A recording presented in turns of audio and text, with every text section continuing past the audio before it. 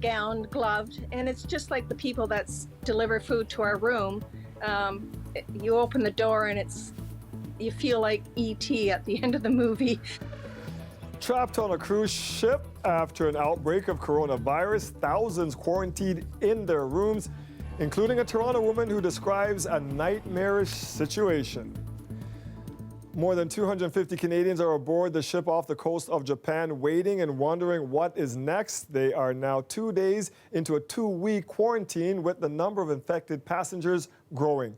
This morning, Princess Cruises confirmed 20 passengers have tested positive for the coronavirus, including 2 Canadians. Taylor Simmons heard from some of those stuck on board. We're doing well, going a little stir-crazy. We spend most of the time watching news and hopefully to get some updates. I'm calling it cabin arrest as opposed to house arrest. The voices of some Canadians forced into their rooms, isolated, anxious, and worried. We have no window, we have no daylight, and they haven't let us out yet. As soon as you go out to the hallway, they tell you immediately go back to your room. Aboard a luxury cruise ship with all of its splendors, hallways are empty. Confined to a small room, Lana Chan and a friend are trying to make the best of a vacation gone wrong. We were actually trying to do exercise here, which is we're hitting each other when we're doing exercise in the morning. 3,600 passengers are currently quarantined in their cabins aboard the Diamond Princess cruise ship. The ordeal began when Hong Kong officials found a man who'd recently departed the ship was infected with the coronavirus. Chan says she read about it online and went to officials on the boat. They said they have no news, they haven't heard anything about it. If they have told us this way advance, I think people would be more cautious. Japan ordered a quarantine of the ship before it could reach Yokohama Bay near Tokyo, testing passengers with a cough or fever. They've now transported passengers who have tested positive to hospitals. Staff announced today they'd begin letting passengers out of their rooms in small groups. In a statement, Princess Cruises said, food and beverages are being brought to guest staterooms. In addition, we are providing many in-room entertainment options. The health and safety of our guests and crew remains our top priority. For now, crews continue to wash and passengers wait. I was so excited for this trip. Now I just want to go home to my kids. Officials in Ottawa say they're in touch with Japanese authorities to discuss next steps, but it's unclear if the 2-week quarantine would continue if more passengers test positive. Taylor Simmons, CBC News, Toronto. There are also Canadians on board another quarantine cruise ship. The World Dream is docked in Hong Kong. The cruise line tells CBC News there are 36 Canadians among the 3,600 people on the ship.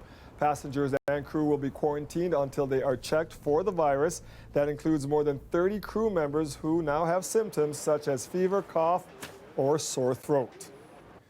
A Chinese doctor who was among the first to raise the alarm about the coronavirus has died. Li Wenliang was an ophthalmologist at Wuhan Hospital. In December, he noticed 7 cases of respiratory illness resembling SARS. He posted his concerns on the Chinese messaging app WeChat, and soon after, police accused him of spreading rumors. Li was hospitalized 3 weeks ago, and tests confirmed coronavirus last week. He was just 34 years old.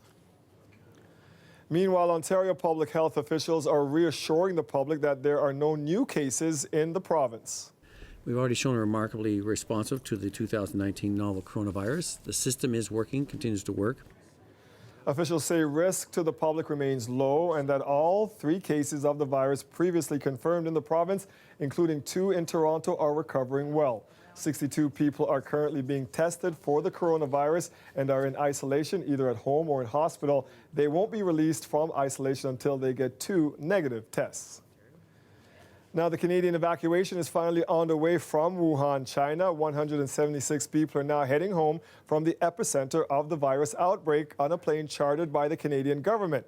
Dozens more are on an American flight. The evacuation had been delayed by bureaucracy and bad weather. But as Ashley Burke explains, 2/3 of all Canadians who asked to leave should be back on Canadian soil by tomorrow. Just told us that we're boarding now. The uncertainty is over. Super relieved for this last-minute miracle. Megan Millward was afraid her husband, a permanent resident, would not be allowed on the plane with her and their 2 children. But by stroke of luck, he was. Because we came in the wrong door of the airport, if we had come in the proper departure level door, they would have barred him entry because his name was not on the list at that point. We are waiting in front of the boarding gate. Kai Wong is a Canadian citizen, but his 78-year-old mother is a permanent resident. Still, both were allowed on a U.S. plane. We're so excited to get here. China said it would only allow Canadian citizens on the flights out. Chinese nationals and permanent residents could only leave if they were the sole guardian of a Canadian child, though Canada has been pressing for more. A lot of that, as you would appreciate, is done pretty much at the gate at the very end, who gets in or not. So we're certainly pushing to include also permanent residents. But still, not everyone got out. So the government is sending a second plane on Monday. Those who made it onto today's flight are breathing a sigh of relief. We're looking forward to getting through the long flight in the 2 weeks and then getting back to life as usual in Montreal. That 2 weeks she's talking about will be under quarantine. Maybe not the welcome they were looking forward to, but at least they're together. Ashley Burke, CBC News, Ottawa. The evacuees are being taken to CFB Trenton, about 175 kilometers east of Toronto, where they'll be in quarantine for the next 14 days. So what can they expect when they arrive in the early hours of tomorrow? Ellen Morrow went to find out. This is where the evacuees' journey will begin at CFB Trenton, on this tarmac behind me where the plane will land. The evacuees will then go into that hangar right beside it. This is the hangar where the Wuhan evacuees will be processed. One of the steps will be those tables right there where they'll meet with agents from the Public Health Agency of Canada. If someone is requiring assistance, that red flag on those tables will be raised. Now, if someone is ill, if they require a higher level of care, they will be brought to that blue and white tent in the background. That tent would essentially operate as an isolation room should someone require it. So this is a complicated, a multi-agency, multi-step processing the evacuees will go through, but it's all necessary before they can move over to Yukon Lodge, where they'll spend their 14-day quarantine period. This is Yukon Lodge. Essentially, it's a basic hotel here on the base. It's where the evacuees will spend that 14-day quarantine period. So, of course, they're going to be isolated from the public. They'll also be largely isolated from each other while they're staying in the rooms here in the lodge before that quarantine period ends. Ellen Morrow, CBC News, Trenton. Local Chinese businesses are continuing to feel the impact of fears surrounding the coronavirus. Businesses has slumped so much, some are on the brink of cutting staff and closing on certain days. Farah Morelli joins us live now from Chinatown, and Farah, efforts to improve business doesn't seem to be working. They don't, Dwight. In fact, some restaurants are telling me it's actually getting worse. You know, in recent weeks, we've seen city politicians and staff coming to these restaurants and businesses trying to encourage people to come out, but it really doesn't seem to be working for some restaurants. And there is now anxiety on the part of many owners about how they're going to continue if things don't change. So we got our hot sauce. Inside the kitchen of Yutong restaurant, Chef Joanna Liu stirs up the signature dish, chili chicken, invented back in 1987. Here, our soy sauce is different because it's got a sweeter note to it. It's dishes like these that typically fly out of the kitchen during lunchtime, but not these days. How does this compare to what it usually looks like at lunchtime? Typically on a Thursday, Friday at this time, we would be packed. So you would see a line sneaking down the stairs, and then you would see another line coming down this way. So I would say right now we're about 20 to 30% less customers than we would normally get. The slowdown started the day after coronavirus hit the headlines and has only gotten worse. I had somebody message us very recently saying that they will not support our business as well as other Chinese businesses in the city because of the fact that we are shipping products and perishables from China. And because of that, there could be coronavirus in there that can spread. If this goes on, we have to cut the hours short. So this may be closed early, and And then we have to also cut the staff hours too, which is, it helps, you know, with the revenue, because it's already been coming out personally from my own pocket to pay my staff. For Mei Liu, it all brings back painful memories of 2003 and the SARS outbreak. Mom and Dad have been running the restaurant for 35 years, so they've witnessed that before. Business was down 90% back then. There is hope, though, and that's coming from regulars. Some have even driven in from Ajax or Niagara Falls to support them. So you're a regular at this restaurant. What keeps you coming back? We most definitely are, and it's number one, the General Tao's chicken and all the rest of their great meals. But I think that's the staff. At the end of the day, they're also very helpful and kind every day. You always say, May, I'm going to support you. And I can see that now too. For now, the hope is the fear and misinformation will subside so they can keep these doors open. So, Dwight, I also had a chance to speak to Tony Louis from the Toronto Chinatown BIA today. And what he told me is this weekend he was going door to door to all these businesses to try and get a sense of how they're doing now. And one of the things he said that they were bringing to these businesses are hand sanitizing dispensers in hopes that maybe if people see those, they'll feel more comfortable coming to some of these businesses. But ultimately, it's really, really hard to change people's perceptions. And many people are hoping that as we hear of fewer and fewer cases of coronavirus or less frequently, that maybe business will change. But right now things don't seem to be, what the efforts that have been done so far don't seem to be helping the businesses here in Chinatown. Yeah, lots of folks believing that misinformation out there. Thank you, Farah.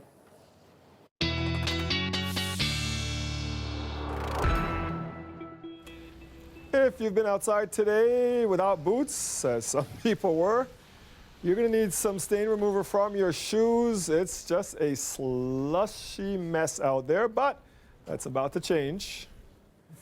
Colette is back. You saw Farah. She had her parka, she had her toucan. She was ready. I bet you she had the boots on too.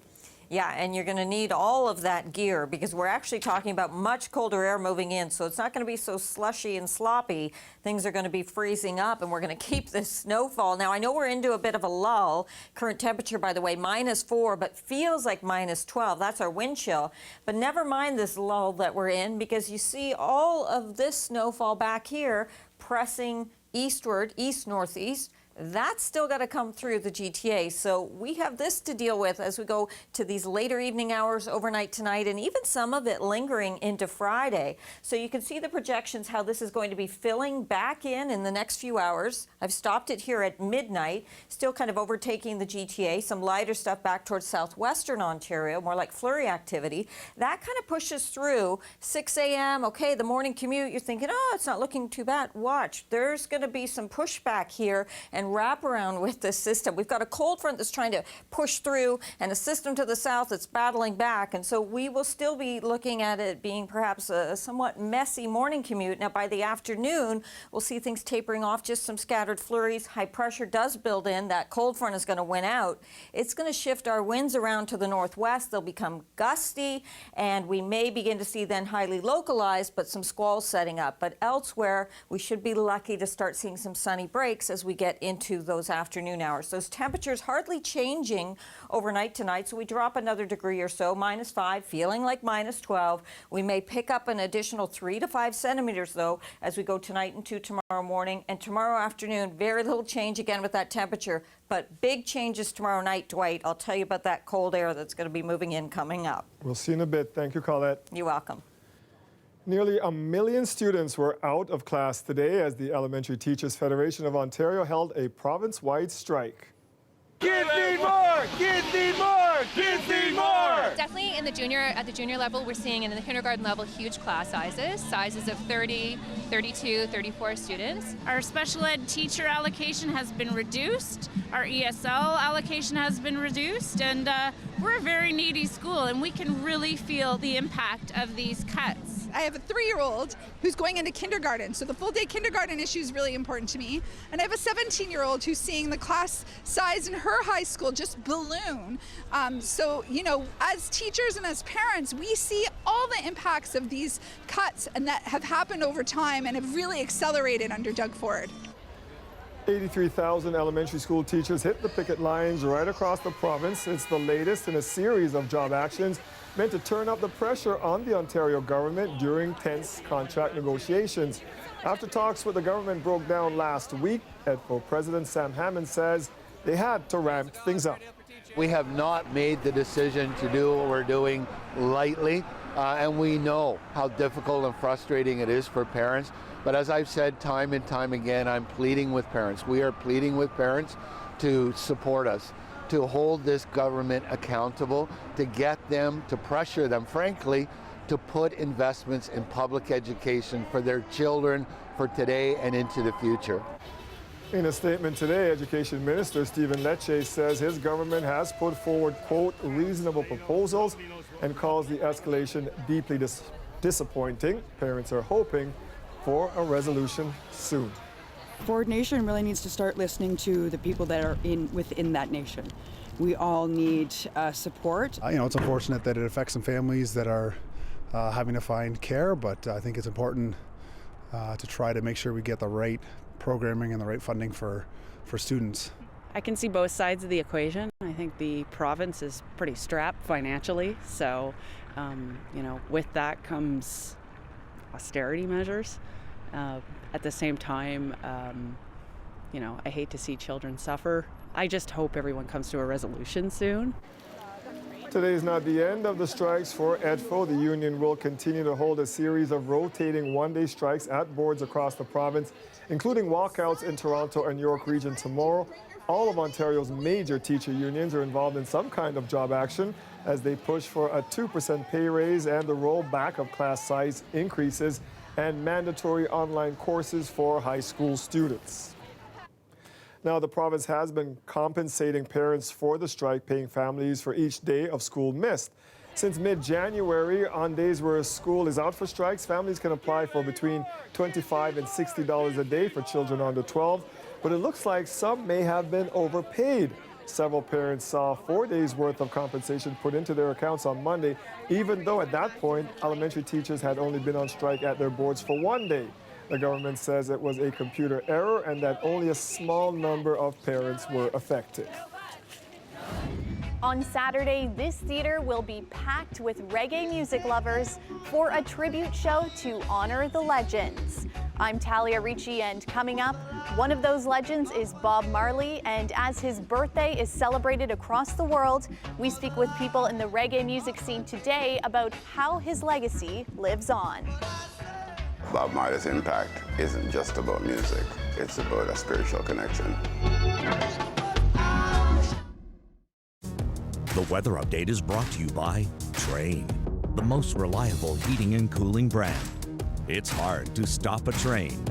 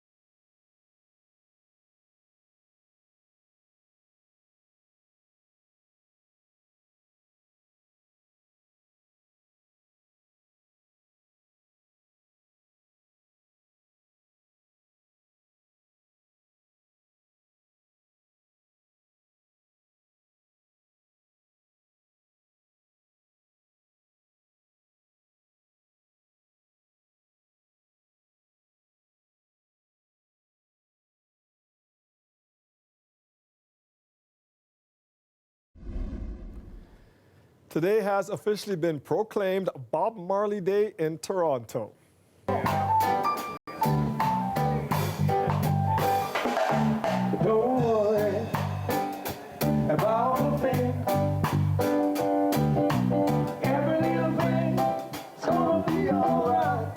It's incredible that we're still able to generate all this excitement. But then again, that's what Toronto is all about. It's a multicultural city, and Bob Marley's messages of one love and all of those things really do apply. Today would have been Bob's 75th birthday. The proclamation celebrates Marley and those who embody his humanitarian and activist spirit. Later tonight, the Toronto sign outside City Hall will be lit up in the colors of red, green, and gold. Now, Bob Marley's influence can be heard in the work of GTA artists to this day. In honor of his birthday, shows are being organized to pay tribute. Talia Ricci spoke with people in the local reggae community about how Bob Marley continues to inspire artists today.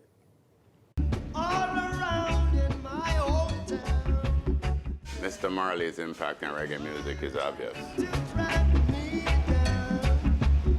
And the founder of Canadian Reggae World says this time of year especially, music lovers like him reflect on that impact.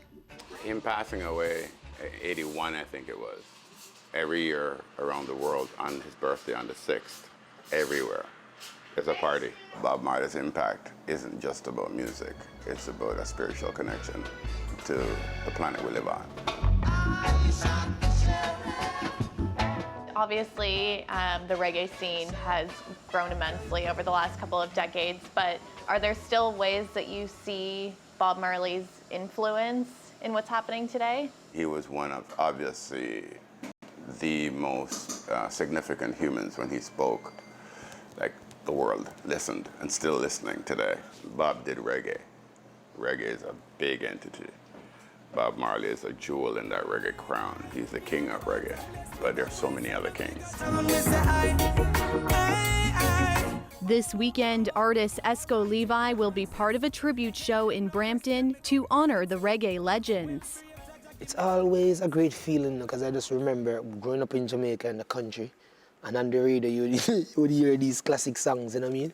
So just for you to sing back those songs for an audience, it's always amazing. What's the state of the reggae scene in the GTA right now? What are some of the challenges that you think that the community faces? Our challenges is platforms, you know what I mean, to get our music into mainstream media, you know what I mean, across Canada. You know what I mean, because and I know the reason why, as I mentioned earlier on, because our music don't sing about sex and cars, and you know, we sing about freeing the people and liberating the people. So our music is always tend to place on the back burner. Most people think it's a niche market. What do you think it is about Bob Marley's music and his lyrics that continue to resonate with people today? Bob Marley songs are one of the only songs I could listen over and over and over and over and over. And I think that one of the reasons for that is because what he's saying, as I said, he was way before his time. One love, one heart, let's get together, feel all right. He wasn't referring only to black people, he was referring to all people, you know what I mean?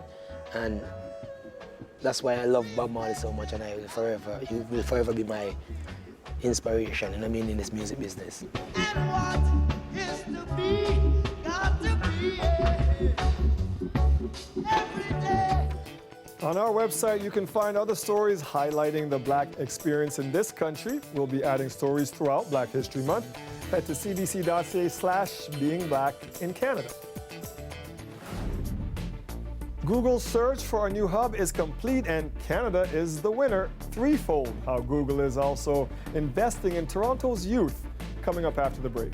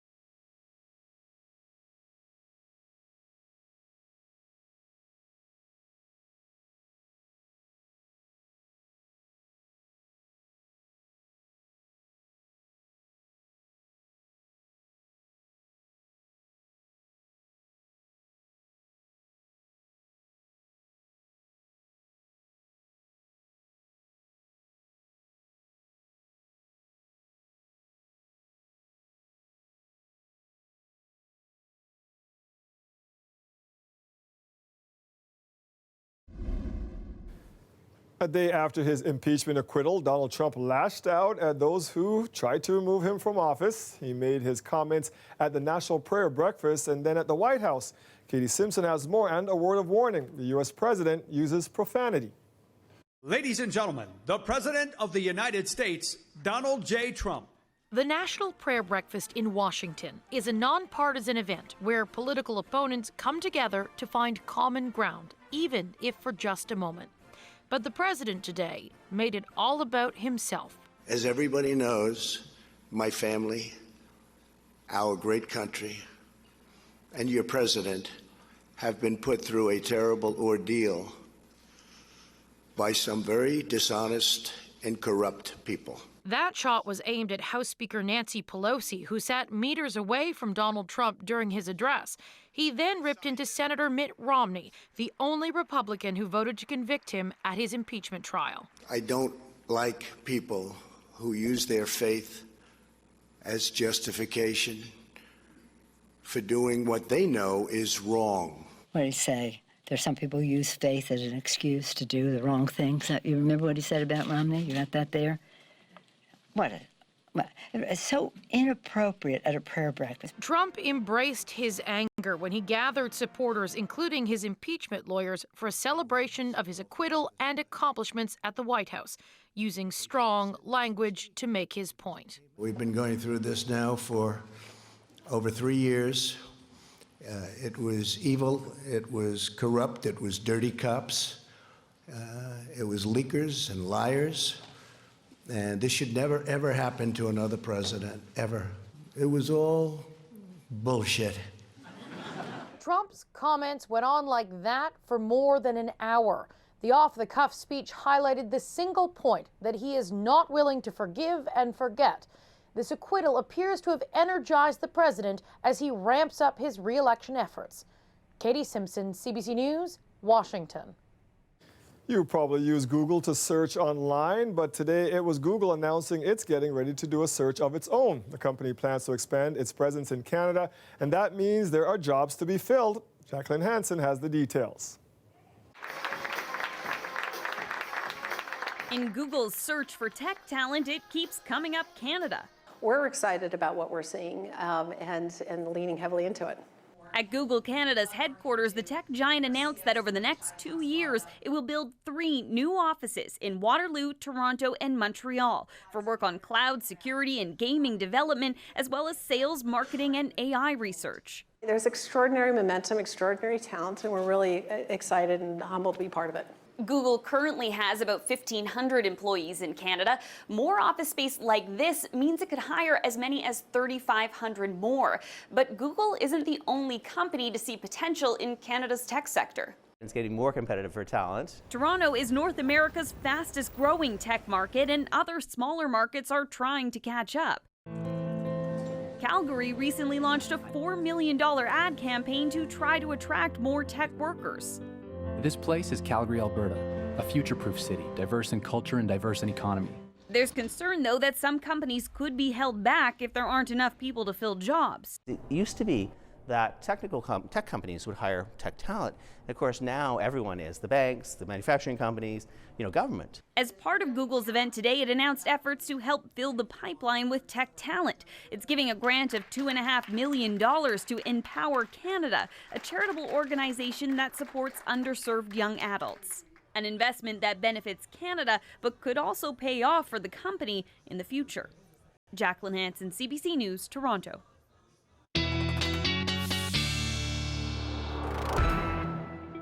I promise you, call it no complaints about the current weather because it's been so good this year. We can't complain. Yeah, it really is hard to when we've had, not that much snowfall.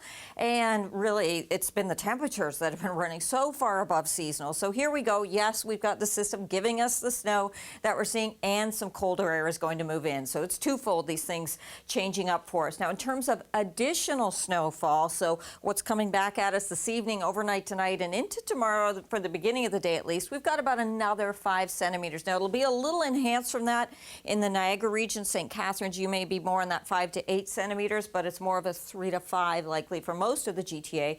But then those temperatures falling off and kind of split conditions for the weekend. So the first half Saturday looks like we'll have some sun but cold, and then milder for Sunday, but another system that's going to come in with a little more snowfall coming our way. These are our current temperatures that you're seeing here, but you can really factor those winds in and then get an idea of how it kind of actually feels. So into the minus double digits in most cases. You're an exception there, Oshawa at -9 as well for St. Catharines and into southwestern Ontario there. So this is the depth of what still needs to come through. So yeah, we're getting into some breaks right now and not getting the snowfall, but that's all going to work its way in here. So it is going to intensify a little bit into these evening hours as we get a bit deeper towards midnight. We'll be finding that coming through, and it does even linger into tomorrow morning. So the morning commute likely is going to still be a messy one. This is at midnight. You can see this cold front trying to push down and come through, but it's getting forced back by the system and all the moisture and snowfall. So even though it breaks up towards tomorrow morning, it's going to push back in the morning hours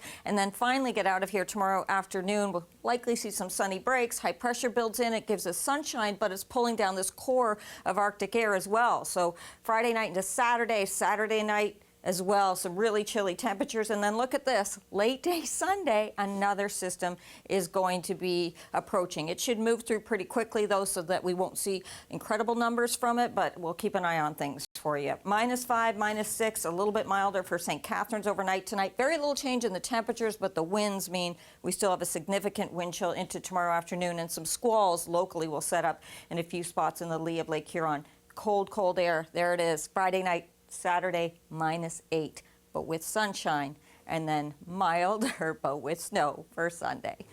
Thank you, Colette. You're welcome. Vitamins are big business in this country, and Canadians spend about $3 billion on them every year. Medical researchers have long questioned their usefulness in healthy people, and now, as Vicadopia tells us, a new study suggests taking supplements during cancer treatment could actually be harmful. Ingrid Fauché-Murphy tries to stay as fit as possible. She was diagnosed with breast cancer 7 years ago. As she waited for treatment, Murphy wanted to increase her odds. So she also went to a naturopathic doctor. And he prescribed various multitude of vitamins, which included A, B, C, D, melatonin, 20 milligrams melatonin, which is fairly high, and some other supplements like turmeric, which is antioxidant. It was not a prescription her oncologist approved of. He worried popping vitamins would interfere with chemotherapy, a critical part of cancer treatment. I thought I was pretty proud of myself that I was being very proactive in all of these vitamins. And he said immediately that I had to stop taking all of them. This new study supports that advice. It followed 1,100 breast cancer patients in Canada and the U.S. through treatment. 18% took vitamins like A, C, or E. Their risk of the cancer returning was 40% higher. When I started this study, I really didn't think we'd see anything at all. Just as surprising to the lead author, even non-antioxidant supplements such as vitamin B12 and iron supplements also carried a similar risk. The findings show only an association, not cause and effect, and it's a small group statistically. Still, concerns over taking vitamins during cancer treatment have been around for a while. But not all patients in the study knew that. Probably only about half the patients had a conversation with their doctor about use of supplements. Chemotherapy uses special drugs to destroy cells, both cancerous and normal cells. But antioxidants like vitamins A, C, E, and coenzyme Q10 help repair cell damage, and that can interfere with this process. This cancer doctor says the study deepens the understanding of the potential risks of vitamins.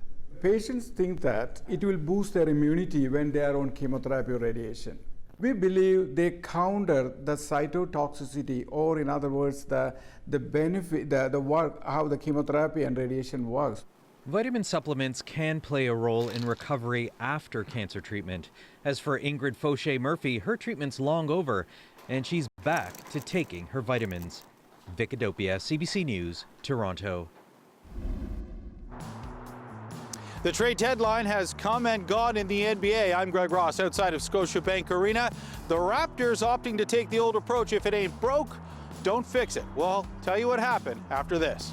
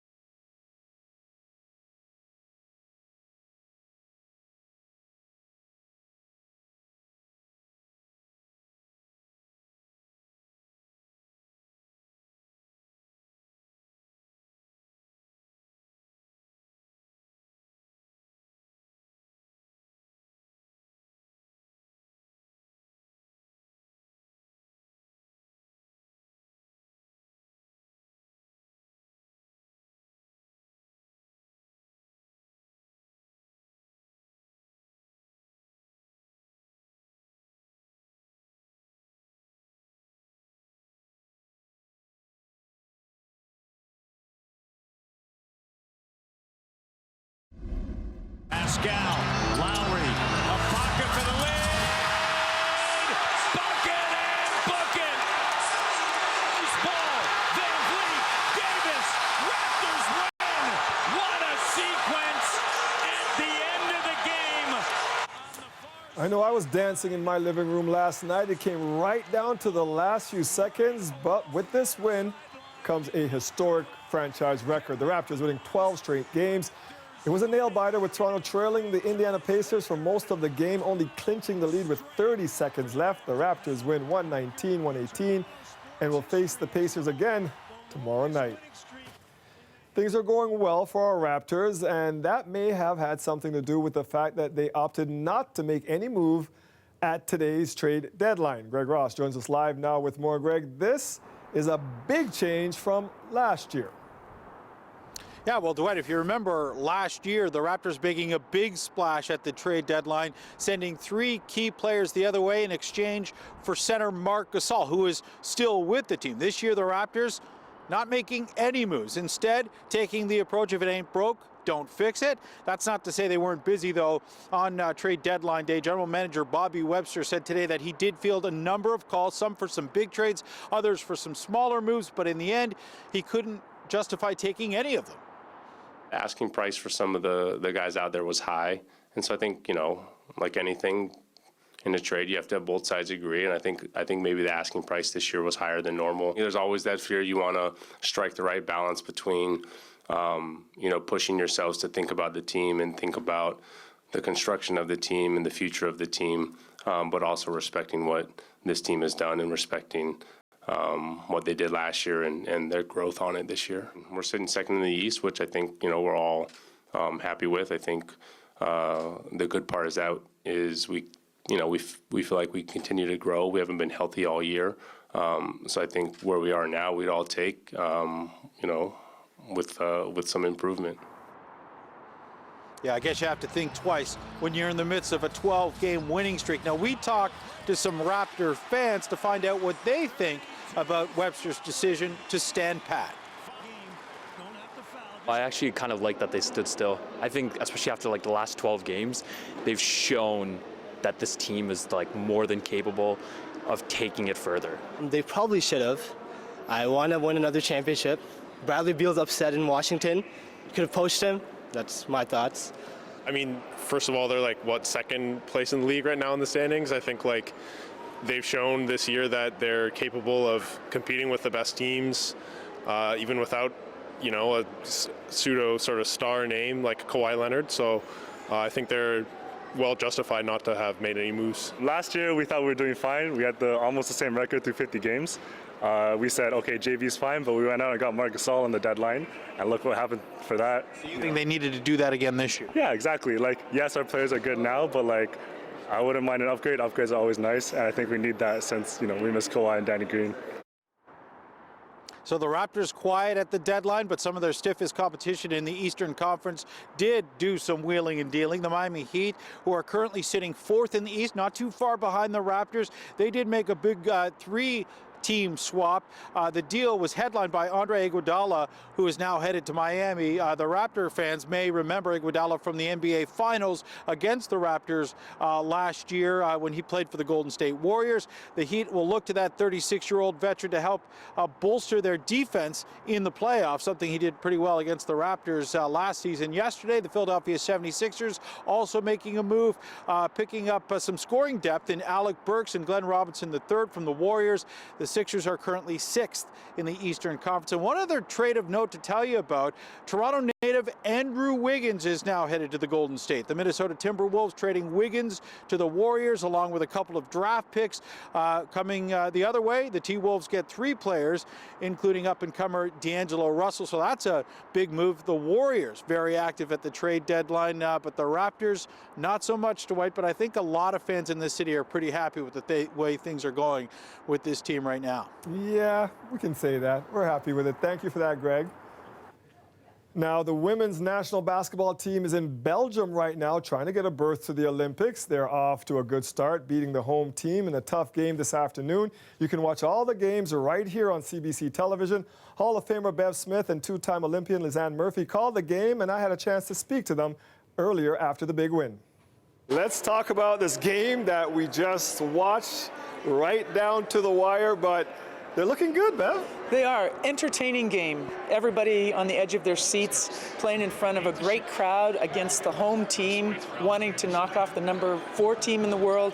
And I think Canada just really showed their class, their composure, their clutch play when it really counted. And that was an important win to start this tournament off and take that first step towards Tokyo. We can taste it. We're so close, Lizanne. I mean, when Kayla hit those 2 free throws at the end to kind of seal it, we're like, okay, we can exhale a little bit, but it's not going to be easy for Team Canada. Not at all, and they knew that coming in, and that's why this is a good little test for them with the next 2 games coming up. And just to give them a tease, like going into the games, every game is going to be close. Like they're going after Olympic medals here, so it's not going to be easy. When you look at the competition, what do you think our prospects are? We're ranked 4th in the world, one of the best teams.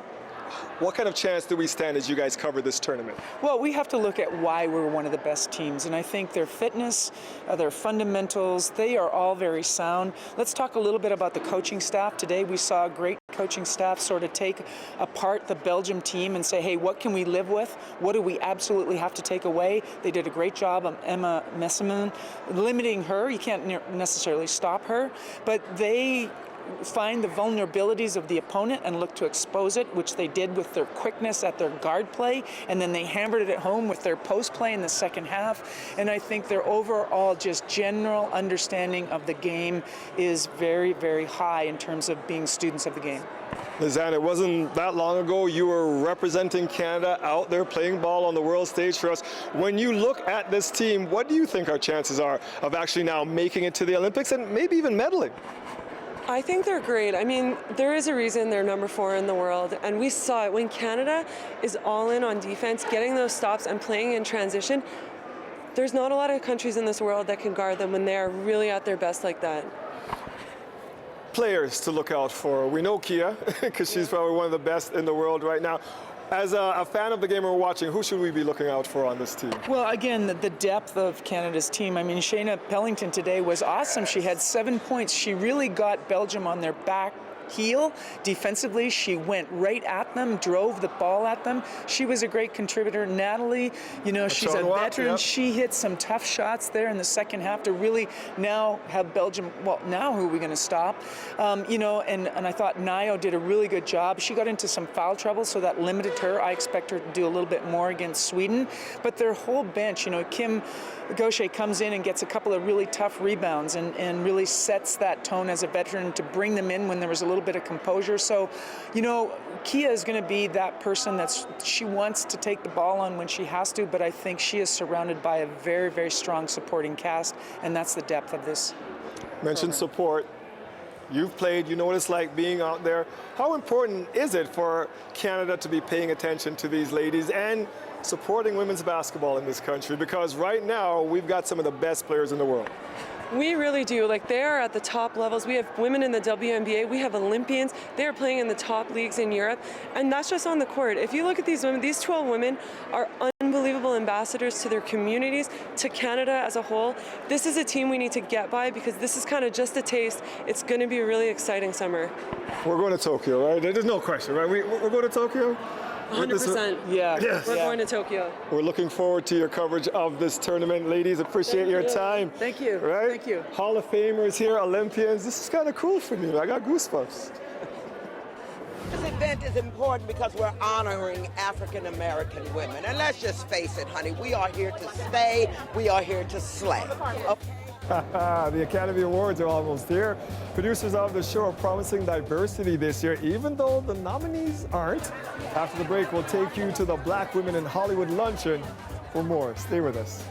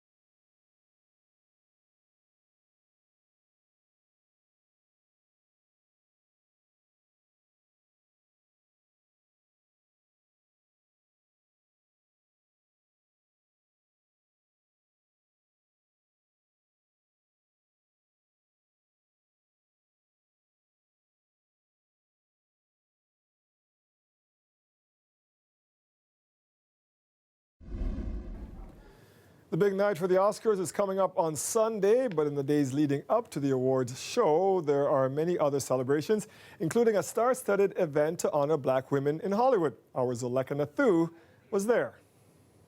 This is an event celebrating Black women in Hollywood, particularly significant in a year, once again, where there is a lack of diversity in the Oscar nominees. In fact, only one of 20 nominees across the 4 acting categories is a person of color. Some argue that many women's performances were overlooked, including Lupita Nyong'o in the movie Us, Jennifer Lopez in Hustlers, Awkwafina in the movie The Farewell. I had a chance to speak with the actress who plays the younger version of Lupita Nyong'o's character in the horror film Us. Here's what she told me about representation and the Academy Awards. And I definitely think that the Oscars was very different this year with their nominations, but maybe In what way? Not a lot of diversity, and you know, sometimes we think that we're getting closer to equality, but sometimes, you know, we see stuff like the Oscars. But hopefully we'll get it better next year. The other issue this year at the Oscars is the lack of women nominees. And so when I spoke with people here about it, they said that it is events like this that help women know that they're supported in the industry. I would have to say that most, if not all, of the support that I've received thus far has been from Black women in Hollywood. Like, Ava was the second person to ever recognize me after Awkward Black Girl. Gina Prince Bythewood inspired me to be a filmmaker, and then when my web series came out, invited me to her home. Debbie Allen is a mentor. You know, there's so many women, and even, you know, non-famous women who are behind the scenes. They've just been my rocks in so many ways. And it's people like Issa Rae and filmmaker Ava DuVernay, who is also at this event, who say they're not waiting for the industry to open doors for them. They're building their own. Both have created production houses and are hiring more women and more people of color. Zuleika Nethu, CBC News, Los Angeles.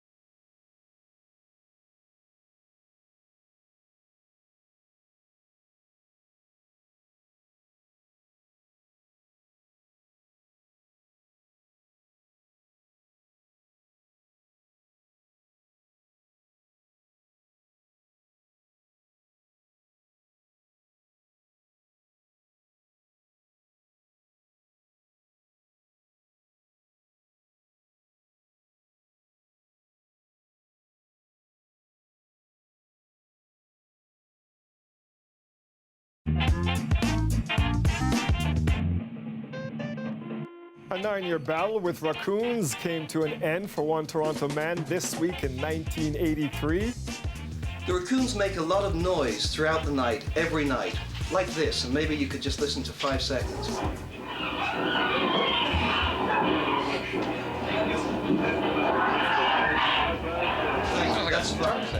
When Nigel Pleasance first moved into his Cabbagetown home, he hired a pest control company.